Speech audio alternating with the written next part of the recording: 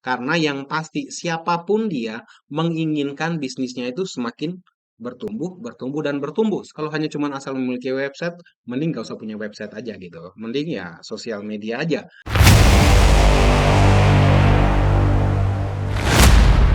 Hello, what's up guys? Welcome back to my YouTube channel with me Edri Bro in the house you. Oke, jadi hari ini kita kembali lagi dengan sebuah materi yang sedikit berbeda karena umumnya saya hanya membuat tutorial-tutorial.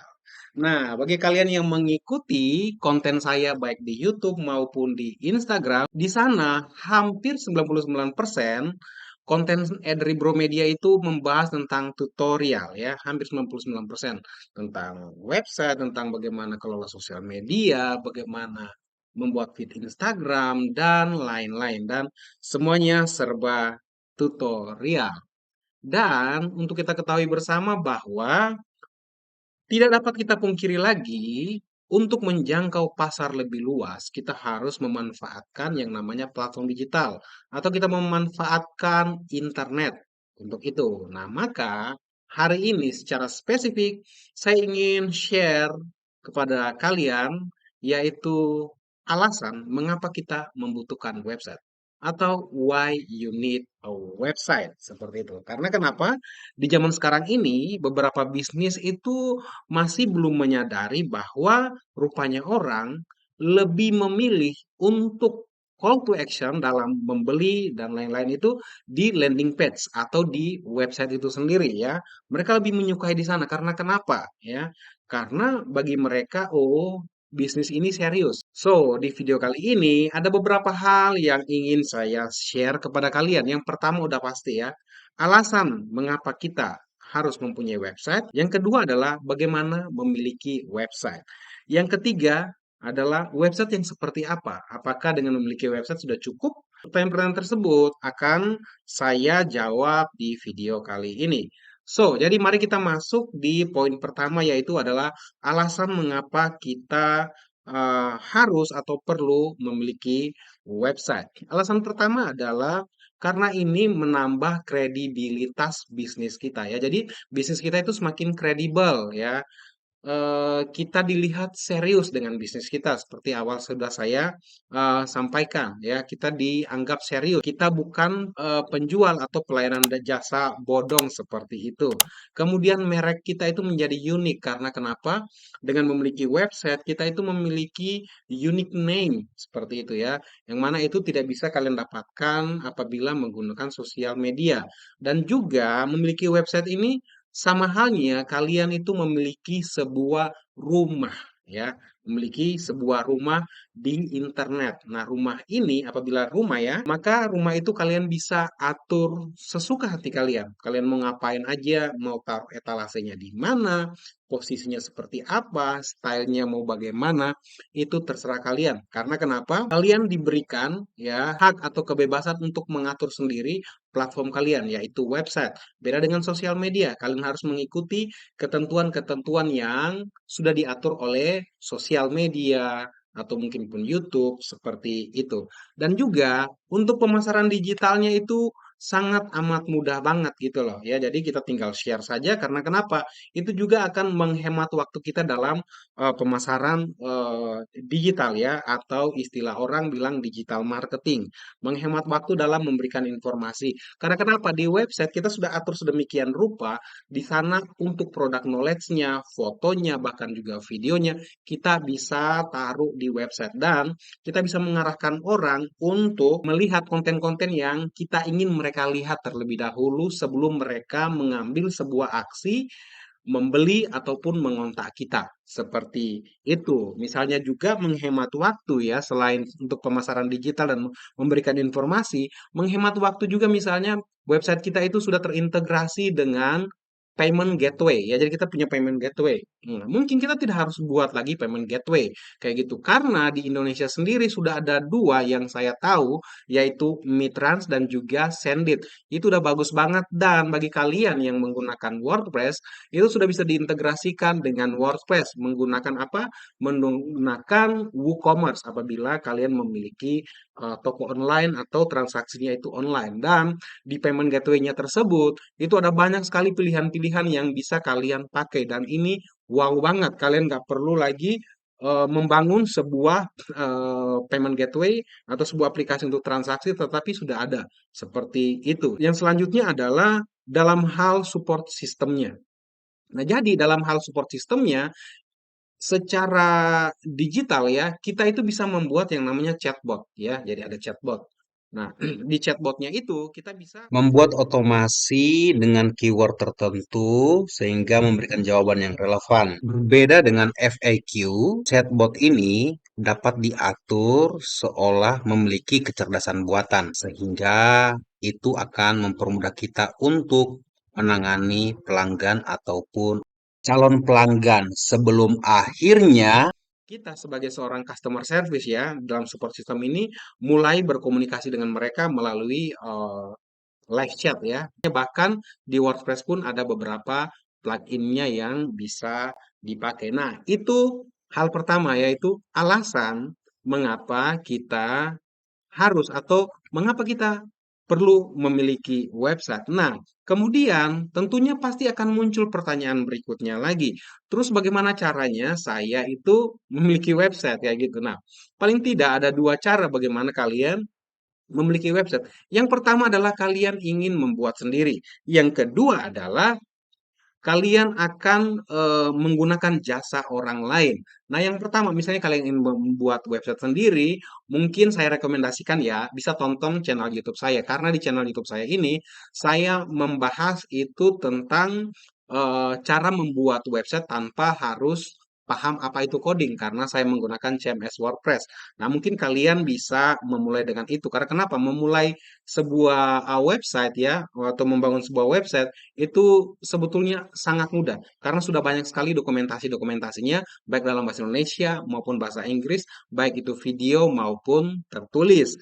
Dan juga yang kalian perlukan adalah hosting dan domain ya, minimal hosting dan domain. Apabila kalian ingin membuatnya sendiri, jangan dulu buru-buru misalnya, saya mau pakai VPS katanya lebih powerful. Padahal kalian nggak tahu gimana men-setupnya, bagaimana mengkonfigurasinya dan lain-lain. Cukup saja hosting dan domain dan kalian udah bisa. Nah, kebetulan di bulan November ini ada promo menarik untuk kalian ya. Misalnya kalian penasaran bisa cek link di deskripsi ya. Jadi ID Cloud Host punya promo seru menarik untuk kalian. Jadi kalian bisa cek aja di sana. Jadi kalian butuh yang namanya hosting dan domain untuk apa? Yang tadi saya bilang kita punya rumah di internet. Hosting itu ibarat rumah, di mana tempat kita menyimpan produk-produk kita, etalase kita taruh semuanya di sana. Nah, domain itu ibarat alamat rumah kita ya. Jadi seperti www.edribro.com seperti punya saya atau www.tiket.com kayak gitu kalau misalnya kalian ingin membuka bisnis di bagian traveling. Oke? So, jadi itu. Nah, yang berikutnya adalah mungkin saya kayaknya nggak punya waktu dan saya butuh orang lain untuk membuat website saya. Maka kalian harus perlu ya memilih atau memfilter, menyeleksi perusahaan yang benar-benar memang itu expert, bukan calo gitu ya. Jadi ada yang rada bilang, oke saya bisa buat website padahal dia minta ke orang lain. Supaya apa? Website kalian itu bisa jadi sesuai dengan ekspektasi kalian ya. Website kalian itu kalau udah jadi itu bagus dan mudah dipahami oleh pengunjung. Seperti itu. Kalau misalnya kalian mau pakai juga freelance, nah kebetulan saya freelance, kalian juga mau dengan freelance, nah kalian juga harus cari tahu nih portofolionya apa nih? Dia udah buat website seperti apa aja? Track recordnya bagaimana? Kayak gitu. Karena kalau misalnya salah juga menggunakan freelance dan kalian udah buat dan apabila berantakan gimana caranya kalian mau apa ya komplain dan lain-lain. Jadi perlu juga hati-hati. Oke, itu yang kedua ya. Nah, sekarang yang ketiga, website yang seperti apa sih? Karena menurut saya dengan memiliki website saja itu belum cukup. Bukan ada tambahan lain lagi. Bukan, itu maksud saya. Maksud saya adalah sudah memiliki website ya, kita harus memikirkan bagaimana tampilannya itu ya. Apakah tampilannya ini menarik? Apakah dia ini mobile friendly atau tidak?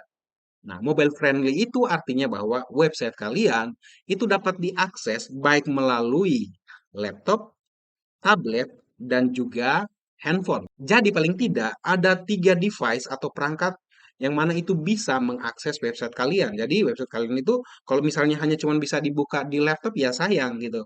Karena sekarang orang sudah lebih banyak menggunakan smartphone, tangan mereka hanya ada di HP saja, kayak gitu. Kemudian juga SEO friendly. Apa artinya SEO friendly?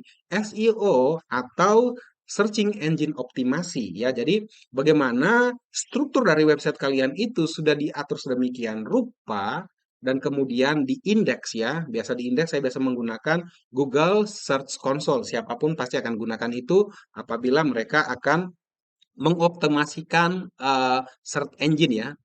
Website mereka dioptimasikan untuk mesin pencari ya. Jadi harus diatur sedemikian rupa sehingga dia itu SEO friendly. Jadi waktu kita membuat tulisan yang menarik ya, itu bisa mendapatkan rekomendasi dari si Mbak Google itu sendiri. Nah, hal kedua adalah website itu harus memiliki UX yang bagus ya. Ya, mungkin UI dan UX kayak gitu. Nah, mungkin tampilannya udah oke, tampilannya udah menarik, wah ini udah keren banget nih. Namun sayangnya user yang mengunjungi website tersebut dia bingung. Saya sampai di sini saya harus ngapain di ini website? Ini tombol misalnya dia mau beli apa, dia mau lihat produknya bagaimana. Jadi menurut kita mungkin dengan animasi yang banyak-banyak gitu, kita anggap bahwa wah, ini udah keren nih. Belum tentu bagi pengunjung melihat ini udah keren. Apalagi misalnya dia mengakses website kita itu dengan internet yang agak sedikit lemot atau mungkin website kita juga itu lemot gitu loh. Loadingnya nggak begitu bagus ya dan langsung mereka tinggalin. Karena kenapa? Mungkin tampilannya bagus, tetapi untuk user experience-nya orang yang pertama mengunjungi dia kebingungan. Dia harus ngapain di situ dan tersesat kemudian dia akan tinggalin dan dia akan cari di tempat lain atau membuka browser dan ngetik keyword apa untuk mendapatkan produk yang mungkin sama seperti punya kalian kayak gitu. Nah, selanjutnya adalah website itu ya, website itu kita rancang agar dia itu bisa dikembangkan selanjutnya. Karena yang pasti siapapun dia menginginkan bisnisnya itu semakin bertumbuh, bertumbuh dan bertumbuh seperti itu. Jadi, website juga tidak hanya statis seperti itu, tetapi dia selalu dinamis ya. Dia selalu dinamis, kita selalu mengevaluasi kayak gitu ya. Kalau misalnya kalian eh, sering membuka Facebook ataupun juga membuka YouTube ya, kalau misalnya kalian ngeh gitu ya, kalian ngeh interface-nya ya, interface-nya dan juga user experience-nya itu beberapa itu mulai dirubah pelan-pelan, dibuat cantik, ada fitur ini, ada fitur itu, ada fitur yang harus dihilangkan, ada yang ditambah dan lain-lain. Nah, begitu juga dengan website ya, karena itu adalah rumah kita sendiri, jadi kita bisa atur sedemikian rupa sehingga itu akan membuat user kita betah gitu loh, betah di website kita. Ibarat kita memiliki toko dengan etalase tersusun dengan rapi, ya, semuanya bagus. Orang pasti akan senang berlama-lama di situ ya. Mereka berlama-lama karena nyaman di dalam, misalnya di dalam rukonya orang ini kok, nyaman banget, AC-nya pas banget gitu ya. Kemudian, waduh, produk-produknya juga bagus penataannya kayak gitu. Nah, jadi mereka nyaman banget di situ dan mereka mau belanja dan lain-lain. Kayak gitu juga website ibaratnya ya. Jadi orang nyaman ya dengan HP, wah nyaman banget nih gua. Ini keren banget nih kayak gitu ya. Jadi dia bisa nyaman ya seperti itu. Jadi, teman-teman, sampai di sini apakah ya? Apakah anda sudah berniat untuk memiliki sebuah website? Tapi saya ingatkan bahwa mempunyai sebuah website tidak hanya asal memiliki website. Kalau hanya cuma asal memiliki website, mending gak usah punya website aja gitu. Mending ya sosial media aja. Karena kalau hanya sebagai formalitas bisnis, ya maka saya pikir itu tidak mungkin akan berkembang. Oke, jadi ini adalah share dari saya. Saya seorang praktisi, bukan seorang akademisi yang belajar tentang digital marketing ataupun tentang dunia perwebsitan secara akademis ya. Namun ini adalah pengalaman-pengalaman yang sudah saya dapatkan selama saya bekerja sebagai seorang freelancer, pembuat website dan juga sosial media manajemen. Oke, jadi mungkin itu aja informasi dari saya. Semoga informasi ini bermanfaat bagi kalian. Mungkin ada hal-hal lain yang mungkin kurang, kalian bisa tanyakan di kolom komentar atau mungkin ada hal-hal yang kalian tidak setuju, kalian juga bisa ngomong di kolom komentar dan mungkin kita bisa berdiskusi lebih panjang lagi. Oke, tanpa berpanjang kata, thank you so much nonton video ini. Jangan lupa untuk di-subscribe dan di-share ke mana-mana. Saya Edri Bro, pamit undur diri. Bye.